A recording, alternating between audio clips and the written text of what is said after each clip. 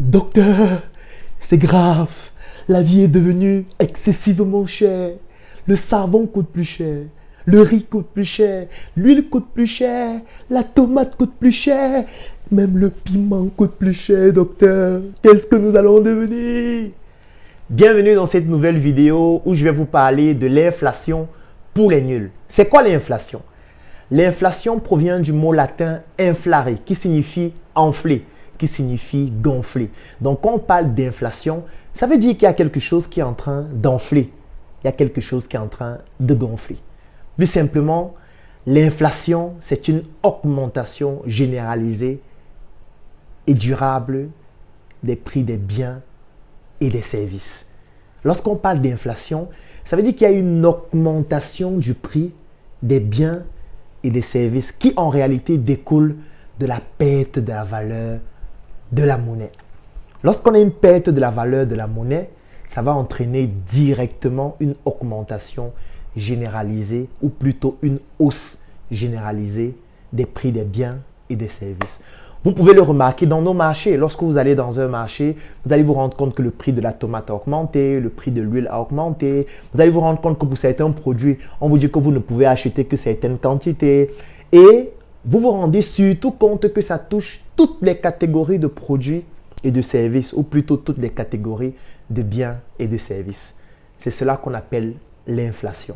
Ça veut dire que ce que vous étiez capable d'acheter il y a une semaine avec 500 francs, aujourd'hui, vous n'êtes plus capable d'acheter la même chose. Si avec 500 francs, vous étiez capable d'acheter une certaine quantité de tomates, d'huile et d'arachides, si vous venez au marché aujourd'hui avec exactement les mêmes 500 francs, vous ne pourriez plus acheter la même quantité de tomates, d'huile et d'arachides. Ça veut dire qu'il y a eu une augmentation des prix des biens et des services et ça se traduit par le fait que la valeur de l'argent dont vous disposez a baissé. C'est pour ça qu'en général, l'inflation se matérialise par une augmentation généralisée des biens et des services qui découle d'une diminution de la valeur de votre monnaie. Dans cette vidéo, il sera question d'expliquer trois choses. La définition de l'inflation, ce qui est déjà fait, les causes de l'inflation, ce que nous allons commencer à voir tout de suite, et surtout les conséquences de l'inflation. Quelles sont les causes de l'inflation? Nous avons quatre principales causes. La première cause, c'est une émission un peu trop importante de la monnaie. S'il y a une émission monétaire trop importante, nous allons avoir une inflation. Qu'est-ce que ça signifie? Ça signifie que si nous sommes dans une population avec 1000 personnes et qu'on produit de la monnaie pour ces 1000 personnes et que pour plusieurs raisons, il y a une augmentation de la monnaie dans cette population, la valeur va diminuer. Comme pour tout bien et tout service, lorsqu'il y a une abondance du bien et du service, la valeur du bien et du service diminue. Imaginez-vous un instant que l'iPhone 13 Pro coûte 10 000 francs et que tout le monde a la possibilité de s'acheter un iPhone 13 Pro. Ça veut dire que ce ne sera plus miraculeux pour quelqu'un d'avoir un iPhone 13 Pro. Ça veut dire que la valeur de ce téléphone va diminuer parce qu'il est devenu beaucoup plus accessible. C'est la même chose avec l'argent. Si l'argent est beaucoup plus accessible, beaucoup plus disponible parce que produit en quantité beaucoup plus importante, la valeur de l'argent va diminuer. C'est pour ça qu'on combat la fausse monnaie. Vous vous rendez compte qu'il y a des personnes qui peuvent imprimer de la fausse monnaie et faire en sorte que cette fausse monnaie entre dans la circulation économique de manière un peu trop importante. Ça va augmenter la quantité d'argent en circulation. Et quand la quantité d'argent en circulation augmente, qu'est-ce qui se passe? Ça diminue la valeur de la monnaie. Et quand la valeur de la monnaie diminue, on peut donc avoir une inflation. Deuxième cause, c'est lorsque l'offre est supérieure à la demande. Prenons un cas de figure. Vous êtes un agriculteur. Vous produisez par exemple de la tomate. Vous produisez 1 tonne de tomates par mois. Vous arrivez au marché et vous vous rendez compte que les gens qui veulent acheter la tomate ont besoin de 10 tonnes de tomates. Ils viennent vous dire, je veux 10 tonnes de tomates, je veux 5 tonnes de tomates, je veux 4 tonnes de tomates. Et vous vous rendez compte que vous n'avez qu'une seule tonne. Qu'est-ce qui se passe? Il y aura une augmentation des prix de la tomate. Parce que ceux qui sont en train d'offrir le produit, d'offrir le bien et le service, se rendent compte que le besoin est beaucoup plus important. Et qu'est-ce qui va se passer? La spéculation va commencer. Il y aura donc une augmentation de ces prix afin de pouvoir capitaliser sur le fait que beaucoup de personnes demandent. Il y a beaucoup même d'opérateurs économiques qui fonctionnent avec ce principe. Moi, j'ai par exemple un ami qui produit de la pomme de terre et quand il produit sa pomme de terre, il ne vend pas. il stocke sa pomme de terre et il attend lorsqu'il n'y aura plus la saison. Qu'est-ce qu'il fait donc? Quand il n'y a plus la saison de pommes de terre, ce qui fait en sorte qu'au marché, on retrouve de moins en moins la pomme de terre, il sort maintenant ses pommes de terre et il commence à vendre. Et dans ce cas de figure, qu'est-ce qui se passe? Il y a donc une offre qui est inférieure à la demande et il peut donc facilement faire de la spéculation et augmenter les prix. Donc la deuxième cause de l'inflation, c'est le fait que l'offre soit inférieure à la demande. On a une demande qui est beaucoup trop importante par rapport à l'offre. Troisième cause de l'inflation, c'est lorsque le prix de la matière première augmente. Je vais vous prendre un exemple. Supposons que vous êtes un fabricant de produits ou de services. Ou alors, par exemple, vous êtes un maître chocolatier, comme les maîtres chocolatiers de Startup Food, et vous fabriquez du chocolat. Et pour fabriquer votre chocolat, vous avez besoin de la matière première. La matière première principale, c'est le cacao. Si le prix du cacao sur le marché augmente, ça augmente vos coûts de production. Et si les coûts de production augmentent, l'une des conséquences pour ne pas tomber en faillite, c'est d'augmenter le coût du produit manufacturé final qui est le chocolat Choco. Conséquence, augmentation du prix du chocolat. Et imaginez maintenant que les prix des matières premières augmentent dans plusieurs domaines. Le fer augmente, le cacao augmente, le café augmente, le blé augmente, le sucre augmente. Ça va donc faire en sorte que tous les produits manufacturés qui utilisent ces matières premières vont aussi augmenter sur le marché. Et ça va entraîner quoi?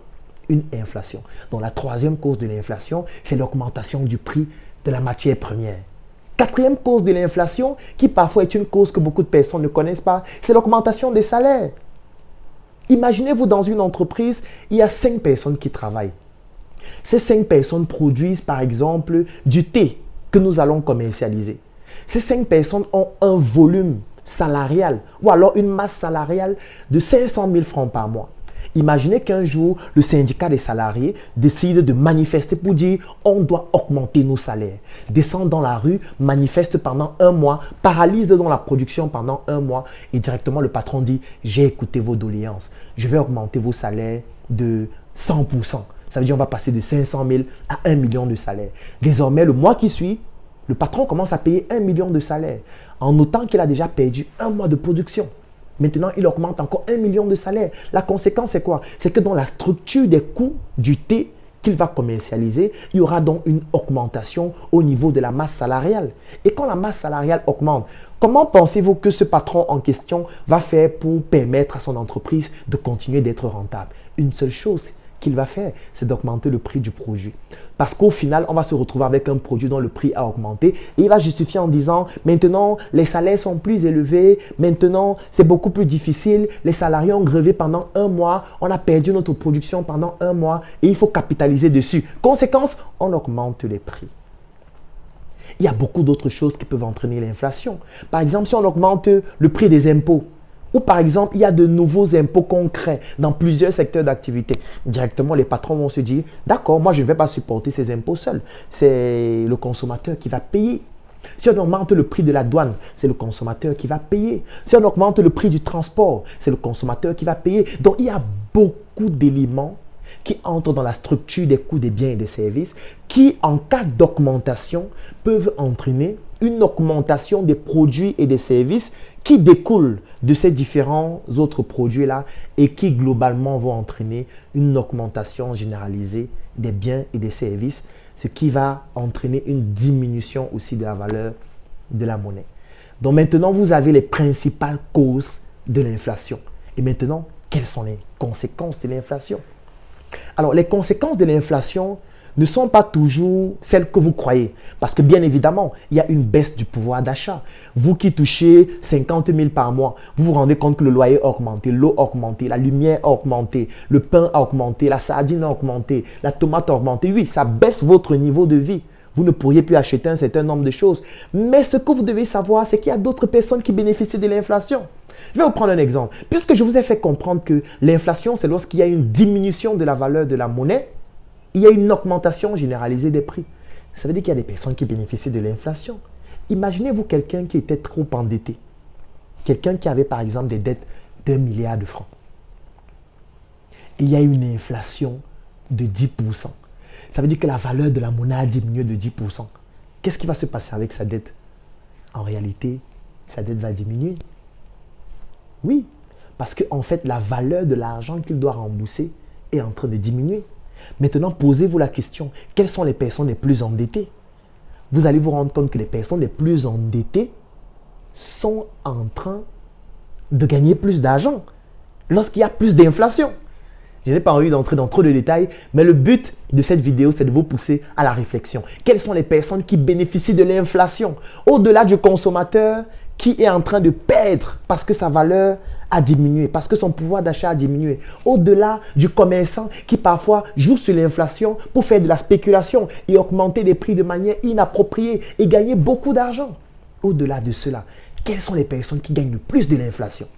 Alors, si vous avez trouvé, écrivez en commentaire et on se donne rendez-vous dans le Claudel Numbissier Business Group, qui est ce groupe dans lequel nous sommes déjà plus de 300 aujourd'hui, dans lequel chaque jour j'envoie une chronique de ce type, mais cette fois orientée business. Parce que dans le Claudel Numbissier Business Group, je parle uniquement de business, d'opportunités d'affaires qui peuvent intéresser un étudiant, un entrepreneur, un fonctionnaire, un opérateur économique et toute personne qui est intéressée par les affaires. Et à partir de janvier, dans le groupe, nous allons démarrer avec notre tontine structurelle. Rendez-vous dans le Claudel Numbissier Business Group. Et si vous êtes intéressé par ce groupe, écrivez en commentaire. Je souhaite intégrer le Claudel Numbissier Business Group et je vais vous contacter afin de vous dire comment procéder. Passez un très bon dimanche.